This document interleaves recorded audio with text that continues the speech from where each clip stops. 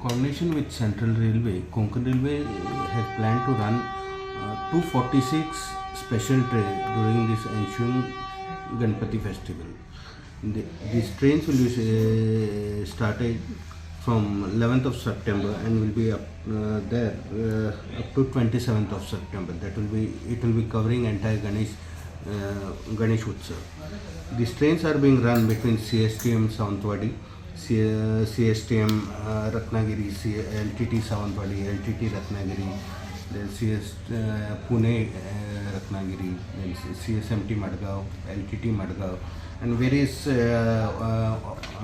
originating and destination pairs are there. And some of these trains are daily, some of these trains are weekly. Booking for these trains have already commenced from 1st of August, and most of the trains have got full. It is pertinent to mention that in this time, first time, Konkan Railway has planned to run one MEMU special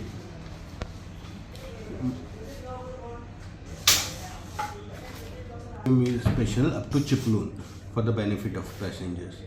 So I request all the esteemed passengers who wish to travel for Ganesh Utsav to book on these trains to avoid any inconvenience.